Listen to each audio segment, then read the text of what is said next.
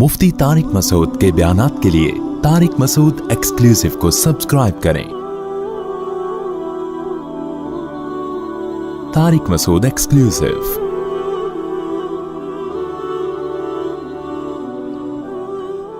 फरमाया इन्नल्लाह व मलाइकतहु, बेशक अल्लाह ताला और उसके फ़रिश्ते युसल्लून अलन नबी, नबी पर रहमत भेजते हैं। यानी फ़रिश्ते तो रहमत की दुआ करते हैं और अल्लाह रहमत भेजता है। या अय्युहल्लज़ीना आमनू, ए लोगो जो ईमान लाए हो, सल्लू अलैहि, नबी पर खुसूसी रहमत भेजा करो, जिसको उर्दू में दुरूद कहा जाता है। वसल्लिमू, और सलामती भेजा करो, तस्लीमा, सलामती भेजना, इन खूब सलामती भेजा करो। तो ये आयत जब इस आयत की वजह से उलमा ने ये मसला फ़ुक़हा ने बयान किया है कि ज़िंदगी भर में एक मरतबा दुरूद भेजना हर मुसलमान पे फ़र्ज़ है, क्योंकि अल्लाह ने हुक्म दिया है।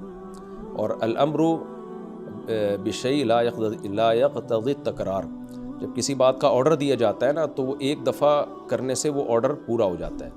तो अल्लाह ने हमें दुरूद का हुक्म दिया, तो ज़िंदगी में एक दफ़ा भी अगर हम दुरूद पढ़ लेंगे तो ये फ़र्ज़ अदा हो जाएगा। जैसे कि कलमा तौहीद ज़िंदगी में एक दफ़ा पढ़ना फ़र्ज़ है, बाकी जितना पढ़ें उतना अच्छा है। और जब किसी मजलिस में नबी सल्लल्लाहु अलैहि वसल्लम का ज़िक्र किया जाए तो एक मरतबा उसमें दुरूद पढ़ना वाजिब है, फ़र्ज़ नहीं है। फ़र्ज़ और वाजिब एक इस्तिलाह है। फ़र्ज़ का मतलब होता है जिसकी दलील यकीनी और क़तई हो। तो चूँकि कुरान ने दुरूद पढ़ने का हुक्म दिया, तो वो चूँकि ये नहीं अल्लाह ने कहा कि हमेशा पढ़ते रहा करो, बल्कि पढ़ो, तो एक दफ़ा पढ़ना इस क़तई यकीनी दलील की वजह से फ़र्ज़ है। तो फ़र्ज़ियत एक ऐसी चीज़ होती है जिसका इनकार करने से इंसान काफ़िर हो जाता है, क्योंकि उसकी दलील बहुत मजबूत होती है। और दूसरी हदीस में आता है कि वो शख्स बख़ील है कि मेरे सामने उसका तज़किरा किया जाए और मुझ पर दुरूद ना पड़े। तो इस हदीस, ये चूँकि ख़बर वाहिद है, क्योंकि ज़ाहिर है कुरान जिस तरह तवातुर के साथ साबित है, इस तरह अखबार आहद जो ख़बर वाहिद होती हैं वो उस तरह तवातुर के साथ साबित नहीं होती, तो उसमें तावील का भी इम्कान होता है। तो इसलिए फ़ुक़हा ख़ास तौर पर अहनाफ जो हैं, फ़ुक़हा हनफिया, उन्होंने फ़र्ज़ और वाजिब एक टर्म बनाई है शरई मसाइल को समझाने के लिए। तो इसलिए उन्होंने कहा कि जब किसी मजलिस में नबी का नाम आए ना, तो उस मजलिस में एक दफ़ा कम से कम दुरूद पढ़ना वाजिब है। वाजिब का दर्जा थोड़ा सा फ़र्ज़ से नीचे होता है, क्योंकि वो हदीस से साबित है। तो और फिर जब बार बार नबी का नाम आए तो फिर बार बार पढ़ना वाजिब नहीं है, क्योंकि उसमें हरज है। हाँ, मुस्तहब ज़रूर है कि जितनी दफ़ा पढ़ें, जब भी नबी सल्लल्लाहु अलैहि वसल्लम का नाम आए तो लाजमी दुरूद शरीफ पढ़ा करें, ये तो मुस्तहब है। नबी सल्लल्लाहु अलैहि वसल्लम ने फरमाया, जिस शख्स ने मुझ पे एक दफ़ा दुरूद पढ़ा, अल्लाह उस पर 10 रहमतें नाजिल करते हैं और उसकी 10 ख़ताओं को माफ़ करते हैं। तो बहुत ज़्यादा फ़जीलत है दुरूद शरीफ पढ़ने की। और ये बड़ी अजीब बात है कि दुरूद शरीफ जो है ये असल में अल्लाह की इबादत है। यहाँ मैं आपको एक दिलचस्प मसला भी बताता चलूँ। शरई मसला ये है कि जब हम कोई मन्नत मानते हैं ना, मन्नत कि अगर अल्लाह ने मेरे मरीज़ को शिफ़ा दे दी तो मैं इतने रोज़े रखूँगा, मैं ये करूँगा, मैं यूँ करूँगा, तो इस अमल को मन्नत कहा जाता है कि बाकी अगर आप ठीक हो गए तो आप पर लाजिम होता है कि आप वो काम करें। तो मन्नत में ये ज़रूरी है कि आप जिस चीज़ की मन्नत माने वो इबादत मक़सूदा हो और उसकी जिन्स में से लाजिम भी हो, यानी इबादत में कामिल इबादत होनी चाहिए, वो उबूदियत का उनसर उसमें हो। जैसे आपने मन्नत मानी कि अगर जो है मैं इम्तिहान में पास हो गया तो मैं 3 रोज़े रखूँगा, तो रोज़े इबादत है, मक़सूद है, यानी इबादत मक़सूदा में से। लेकिन अगर आपने मन्नत मानी कि मैं अगर इम्तिहान में पास हो गया तो मैं वज़ू करूँगा, तो वज़ू चूँकि मक़सूद नहीं है, इबादत मक़सूदा नहीं है, वज़ू से मकसद तो नमाज होती है, तो वो मन्नत आपके ऊपर लाजिमी नहीं होगी।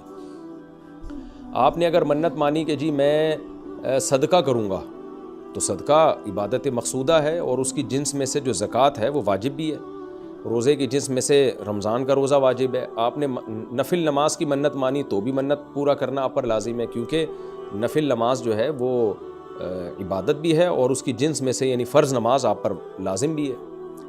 तो अगर दोनों में से एक शर्त भी नहीं पाई जाएगी तो मन्नत फिर मुनाक़िद ही नहीं होती है। जैसे आपने कहा कि मैं जो है वो अगर इम्तिहान में मैं कामयाब हो गया, पास हो गया, तो मैं जो है अपने वालिदैन की खिदमत करूँगा, तो ये खिदमत सवाब तो बहुत है, लेकिन इबादत मक़सूदा नहीं है, इबादत मक़सूदा नहीं है। तो ये मन्नत आप पर पूरा करना लाजिम नहीं होगी। खिदमत तो करनी चाहिए, माँ बाप की खिदमत से बढ़कर तो दुनिया में कोई नेकी नहीं है, لیکن عبادت مقصودہ نہیں ہے. مقصودہ کا مطلب نماز، حج، یہ سب چیزیں جو ہے نا مقصود میں آتی ہیں. یہ کسی عارضے کی وجہ سے اللہ نے ہمیں حکم دیا ہے کہ تاکہ ماں باپ کو پریشانی نہ ہو. یہی وجہ ہے کہ اگر خدمت کے محتاج نہیں ہوتے تو پھر خدمت واجب بھی نہیں ہوتی. ان کی خدمت کے محتاج ہوتے ہیں تو واجب ہوتی ہے. لیکن نماز تو جب بھی ٹائم آئے گا آپ پر لازم ہوگی. زکوٰۃ تو سال گزرنے کے بعد جب بھی صاحب نصاب ہوں گے آپ پر لازم ہوگی، چاہے غریبوں کو ضرورت ہو یا نہ ہو، آپ پر تو زکوٰۃ واجب ہوتی رہے گی. تو اب علماء کا اختلاف ہوا ہے کہ اگر کوئی شخص درود شریف کی منت مانتا ہے تو کیا اس پر درود شریف کی منت پوری کرنا لازم ہے؟ تو بعض علماء نے کہا کہ نہیں، کیونکہ درود شریف بھی عبادت مقصودہ میں سے نہیں ہے. اس کی پہلے میں اور آسان مثال دیتا ہوں. جیسے تلاوت، علماء کہتے ہیں اگر کوئی یہ منت مانتا ہے کہ اگر میں امتحان میں کامیاب ہو گیا تو میں 3 پارے تلاوت کروں گا، تو یہ منت پوری کرنا بھی واجب نہیں ہے، کیونکہ قرآن پڑھنا بہت زیادہ ثواب تو ہے لیکن عبادت مقصودہ نہیں ہے. بلکہ مقصد قرآن سے کیا ہے کہ آپ کا دل بنے اور آپ کو آخرت کی یاد تازہ ہو، آپ کو شرعی حکام کا علم ہو. ثواب بہت ہے، ہر ثواب کا کام اصطلاحی عبادت نہیں ہوتا. خوب سمجھ لیں، عبادت کی بھی 2 قسمیں ہیں نا. ایک عبادت ٹرم ہے، اصطلاح ہے، اور ایک عبادت مجازن ہم عبادت، ہر اچھے کام کو عبادت کہتے ہیں. اس لحاظ سے تو کھانا کھانا بھی عبادت ہے کہ اگر آپ کی نیت اچھی ہے اس سے. لیکن ایک ہوتی ہے مقصود عبادت، تو مقصودہ عبادت میں سے نہیں ہے. ثواب بہت ہے قرآن کی تلاوت کرنا، اللہ سے محبت کی علامت ہے. بغیر سمجھ کے پڑھنا بھی بہت بڑی نیکی ہے، قرآن بغیر سمجھ کے پڑھنا بھی. لیکن قرآن کی تلاوت کی منت جو ہے وہ منعقد نہیں ہوتی. تو اسی طرح اب یہ اختلاف ہوا ہے کہ اگر کوئی درود شریف کی منت مان لیتا ہے کہ اگر میں امتحان میں کامیاب ہو گیا تو میں 100 دفعہ درود شریف پڑھوں گا، تو کیا یہ منت پوری کرنا واجب ہے یا نہیں؟ تو بعض علماء کہتے ہیں کہ واجب نہیں ہے. وجہ اس کی ہے کہ درود شریف عبادت مقصودہ نہیں ہے، کیونکہ درود شریف کا مقصد تو یہ سید الانبیاء محمد صلی اللہ علیہ وسلم سے محبت کا اظہار، تو یہ نماز روزے کی طرح نہیں ہے. لیکن راجح قول یہ ہے جس پہ فتویٰ دیا گیا ہے کہ یہ منت پوری کرنا واجب ہے، کیونکہ درود شریف عبادت مقصودہ ہے، اور عبادت مقصودہ ہے اور اس کی جنس میں سے واجب بھی ہے، فرض بھی ہے. تو فرض کیسے ہے؟ کیونکہ قرآن نے ہمیں حکم دے دیا. اب زندگی میں ایک دفعہ درود شریف پڑھنا فرض ہو گیا. یہ مسئلہ تو آسانی سے سمجھ میں آ گیا کہ فرض کیسے. اب یہ ایک سوال پیدا ہوتا ہے عبادت مقصودہ کیسے ہے؟ نبی صلی اللہ علیہ وسلم کی تو عبادت جائز ہی نہیں ہے. اس کا بڑا دلچسپ جواب دیا حضرات فقہا نے کہ درود شریف اصل میں اللہ کی عبادت ہے جو ہم اللہ کو خوش کرنے کے لیے کرتے ہیں، کیونکہ اللہ نے ہمیں آرڈر دیا ہے. اور اس میں عبادت کا عنصر، عبادت کہتے ہیں جس کی جو ہے وہ جس میں عبودیت کا عنصر ہو، آپ بطور غلام جو کام کر رہے ہو، جس میں آپ کو لاجک پوچھنے کی بھی اجازت نہیں ہوتی. جیسے 5 نمازیں فرض ہیں نا، کیوں فرض ہیں بھئی؟ لاجک کی ہمیں حکم نہیں، ہم نے پڑھنی ہے. روزہ فرض ہے، اس کی حکمتیں اللہ نے بیان کی، لیکن وہ حکمتیں نہ بھی ہوں تو روزہ رکھنا پڑے گا. تو درود شریف بھی عبادت مقصودہ میں سے ہے، اس لیے کہ اللہ نے ہمیں حکم دیا تو ہم اللہ کو خوش کرنے کے لیے اللہ کی غلامی کے طور پر پیغمبر پر درود بھیجتے ہیں.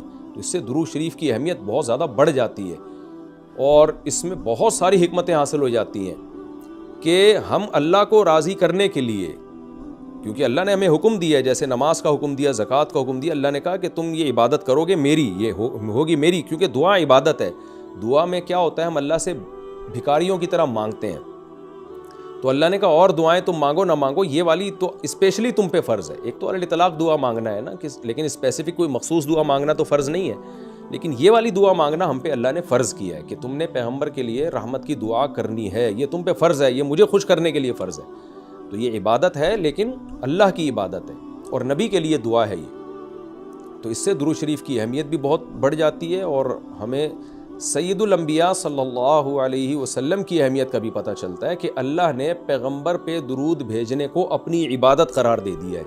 تو سید الانبیاء صلی اللہ علیہ وسلم کی بھی ویلیو بہت زیادہ بڑھ جاتی ہے. جیسے قرآن میں آتا ہے نا کہ وَرَفَعْنَا لَكَ ذِكْرَكَ، ہم نے آپ کے تذکرے کو بلند کیا ہے. تو کیسے بلند کیا؟ علماء نے اس کا جواب دیا کہ نماز میں بھی درود شریف ہے، اور اتحیات میں نبی صلی اللہ علیہ وسلم پہ سلامتی بھیجنے کو اتحیات کا حصہ بنا دیا گیا ہے، اور اذان میں اشہد ان لا الہ الا اللہ کے ساتھ اشہد ان محمد رسول اللہ کو بھی ایڈ کیا گیا ہے. تو اس سے سید الانبیاء صلی اللہ علیہ وسلم کی بہت زیادہ فضیلت ثابت ہوتی ہے. تو اس لیے درود شریف کا اہتمام کرنا چاہیے. جیسے شریعت میں بعض عبادتیں بعض اوقات میں زیادہ پسندیدہ ہیں. آپ دن میں نوافل پڑھیں، اس کا بھی ثواب ملتا ہے، لیکن یہ نوافل آپ رات کے آخری حصے میں پڑھیں تو تہجد بن جائے گی، بہت زیادہ ثواب ہو جائے گا. آپ روزہ رکھیں، عام دنوں میں ثواب ہے، پیر جمعرات کو زیادہ ثواب ہے، ایام بیز میں زیادہ ثواب ہے، رمضان کا تو بہت ہی زیادہ ثواب ہے، عاشورہ کا بھی ثواب ہے۔ تو جیسے جتنی بھی عبادتیں ہیں وہ خاص دن اور خاص اوقات میں ان کی فضیلت بڑھ جاتی ہے، تو ایسے ہی درود شریف کے بارے میں حدیث میں آتا ہے کہ عام دنوں میں بھی درود شریف میں بہت ثواب ملتا ہے، لیکن صحیح حدیث سے یہ بات ثابت ہے کہ جمعے کے دن درود شریف پڑھنا عام دنوں سے زیادہ افضل ہے۔ اسی وجہ سے ہمارے اکابر کا ہمیشہ سے معمول رہا ہے، جو ہم نے دیکھا بھی ہے کہ وہ جمعے کے دن خاص طور پر عصر کی نماز کے بعد درود شریف پڑھنے کا بہت زیادہ اہتمام کرتے ہیں، اور جب وہ عمرے کے لیے یا حج کے لیے جاتے ہیں تو بھی مسجد نبوی میں اکثر وہ میں نے دیکھا ہے اپنے بڑوں کو کہ وہ عصر کی نماز کے بعد مسجد نبوی میں صرف درود شریف ہی پڑھتے ہیں بیٹھ کے۔ ایک تو وہ جگہ ایسی ہے کہ جہاں سید الانبیاء صلی اللہ علیہ وسلم کا روضہ اطہر ہے سامنے، اور پھر وہاں جمعے کا دن بھی ہو تو، اور پھر عصر کا وقت جو ہے وہ قبولیت کا وقت ہوتا ہے جمعے کے دن، جیسے کہ حدیث میں آتا ہے نا، جمعے کے دن ایک گھڑی ایسی ہوتی ہے جس میں دعا رد نہیں ہوتی، تو جمہور علماء اس طرف گئے ہیں کہ اس سے عصر کا ٹائم مراد ہے، اگرچہ اس میں اختلاف ہے لیکن جمہور اس طرف گئے ہیں کہ عصر کا وقت مراد ہے۔ تو جمعے کے دن عصر کے وقت درود شریف کا اہتمام کرنا چاہیے، اور ویسے بھی اگر آپ کو عصر کے وقت ٹائم نہیں ملتا تو جمعے کی نماز کے لیے آپ وقت سے بہت پہلے آ جائیں، نہا دھو کے تیار ہو کے اگلی صف میں بیٹھیں، اور خطیب صاحب کا بیان شروع ہونے سے پہلے آپ تحیۃ المسجد پڑھنے کے بعد درود شریف کی کثرت کیا کریں، تو اس کے بہت زیادہ فضیلت ہے اور ہمیں اللہ نے حکم دیا ہے۔ اور علماء نے بیان کیا کہ درود شریف کو جو اللہ نے ہم پہ لازم کیا نا، اس میں ایک حکمت یہ بھی ہے کہ سید الانبیاء صلی اللہ علیہ وسلم کی بشریت ہمارے ذہن میں اور اچھی طرح بیٹھ جائے، کیونکہ پچھلی امتیں جو تباہ و برباد ہوئی ہیں وہ اس لیے ہوئی ہیں کہ انہوں نے پیغمبروں کو اتنا اونچا مقام دیا کہ اللہ کے برابر لے آئے، جیسے عیسائیوں نے حضرت عیسیٰ کو اللہ کا بیٹا بنا دیا معاذ اللہ، اور ہمارے یہاں بھی جو بدعتی لوگ ہیں انہوں نے سید الانبیاء کو حاضر ناظر مشکل کشا کیا بنا دیا، تو شرک کرنے لگے۔ تو درود شریف میں ایک حکمت یہ بھی ہے کہ جب ہم نبی کے لیے دعا کرتے ہیں اللہ تعالیٰ سے کہ اللہ سید الانبیاء پر اپنی خصوصی رحمتیں نازل فرما اور آپ پر سلامتیاں بھیج، تو اس سے ہمیں یہ بھی پتہ چلتا ہے، یہ عقیدہ ہمارے دل میں بیٹھتا ہے کہ محمد صلی اللہ علیہ وسلم بھی اللہ کی رحمت کے محتاج ہیں، تبھی تو ہمیں حکم دیا جا رہا ہے کہ ان کے لیے دعا مانگو۔ ہاں یہاں ایک اشکال ہو سکتا تھا اس کا کہ بھئی اچھا اس کا مطلب نبی ہماری دعا کے محتاج ہیں، تو نہ نبی ہماری دعا کے محتاج نہیں ہے، اللہ کی رحمت کے محتاج ہے۔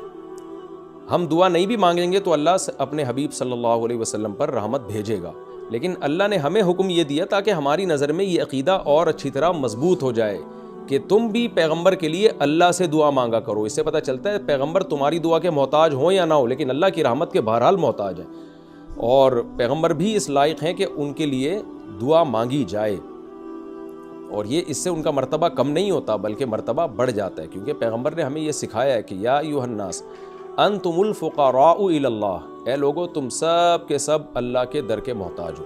اور یہ جو میں نے کہا کہ پیغمبر اس لائق ہیں کہ ان کے لیے دعا مانگی جائے، تو اس کا کوئی یہ مطلب نہ لے کہ پیغمبر ہماری دعا کے محتاج ہیں، یہ میں بار بار بتا چکا ہوں، ہماری دعا کے محتاج نہیں ہیں، لیکن اللہ تعالیٰ یہ چاہتے ہیں کہ میں پیغمبر پر رحمت بھیجوں لیکن اس میں امتیوں کا حصہ پڑ جائے۔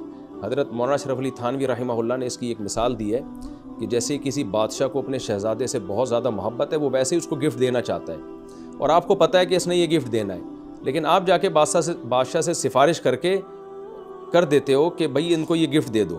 اس میں آپ کا مقصد یہ ہوتا ہے کہ بادشاہ نے تو کرنا ہی ہے، تو بادشاہ کے دل میں ہمارا مقام بھی بڑھ جائے گا کہ دیکھو جو کام میں چاہتا ہوں تو یہ بھی مجھ سے وہی چاہتا ہے، اور اس سے نبی صلی اللہ علیہ وسلم سے بھی آپ کا تعلق بڑھ جائے گا، اور یعنی جو شہزادہ ہے نا اس سے بھی تعلق بڑھ جائے گا آپ کا۔ تو جب ہم اللہ سے دعا مانگتے ہیں نبی کے لیے تو ہمارا اللہ کا ریلیشن بھی بڑھتا ہے، اس سے اللہ خوش ہوتا ہے کہ دیکھو میرے حبیب کے لیے یہ بھی مجھ سے کہہ رہے ہیں رحمت بھیجنے کا، اور سید الانبیاء سے بھی ہمارا تعلق بڑھ جائے گا۔ قیامت کے دن یہ چیز سفارش میں معاون اور مددگار ہو سکتی ہے۔ ان الذین یؤذون اللہ ورسولہ، بے شک وہ لوگ جو اللہ اس کے رسول کو تکلیف پہنچاتے ہیں، اللہ کو تو ظاہر ہے کوئی تکلیف نہیں پہنچا سکتا، یہاں بھی مجازاً اس کو تکلیف سے تعبیر کیا، اللہ کے حکام کی نافرمانی، اور یعنی اللہ نے اپنے رسول کی تکلیف کو اپنی تکلیف قرار دیا ہے۔ لعنہم اللہ فی الدنیا والآخرہ، ان پر دنیا اور آخرت میں لعنت ہوتی ہے، کیونکہ منافقین یہی کام کر رہے تھے نا، میں نے بتایا کہ سورت کا حاصل یہی ہے، اس میں اہم مضمون یہی بیان ہوا ہے۔ وَأَعَدَّ لَهُمْ عَذَابًا مُهِينًا، اور اللہ نے ان کے لیے ذلت والا عذاب تیار کر کے رکھا ہے۔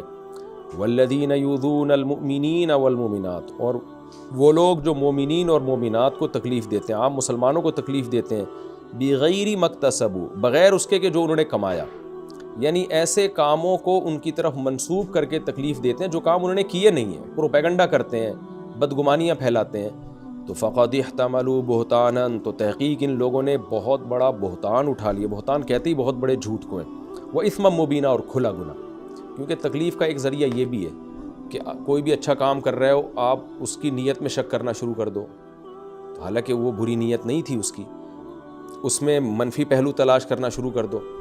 مجھے کسی نے کل کہا کہ بھئی ایک صاحب ہیں جو دین کی تبلیغ کر رہے ہیں اور یوں بائکوں پہ بیٹھ کے شو مار رہے ہیں۔ میں نے کہا بھائی یہ ضروری نہیں کہ شو مار رہے ہو، وہ نوجوان طبقے کو اپنے قریب کرنے کے لیے ہو سکتا ہے یہ کر رہے ہوں، کہ نوجوان طبقہ اسی طرح سے بائکوں کے ذریعے قریب آ جائے گا، تو دل کی حالت تو کسی نے نہیں دیکھی نا، تو ہم فوراً کسی کے عمل کو نیگیٹو کیوں لے کے چلے جاتے ہیں؟ تو اس میں بہت احتیاط کی ضرورت ہوتی ہے کہ آپ نے کسی کی طرف وہ عمل منسوب کر دیا جو وہ کر نہیں رہا، آپ نے کہہ دیا کہ یہ شو مار رہا ہے، حالانکہ وہ نہیں شو مار رہا، آپ نے کہہ دیا وہ دکھلاوا کر رہا ہے، حالانکہ اس کی نیت دکھلاوے کی نہیں ہے۔ تو ہماری سوسائٹی میں یہ بہت ہے، تو اللہ نے اس پہ بھی پابندی لگائی کہ جو کسی بھی طرح سے ایمان والے مرد اور عورتوں کو تکلیف دیتے ہیں تو بہت بڑے گناہ کے وہ مرتکب ہوتے ہیں۔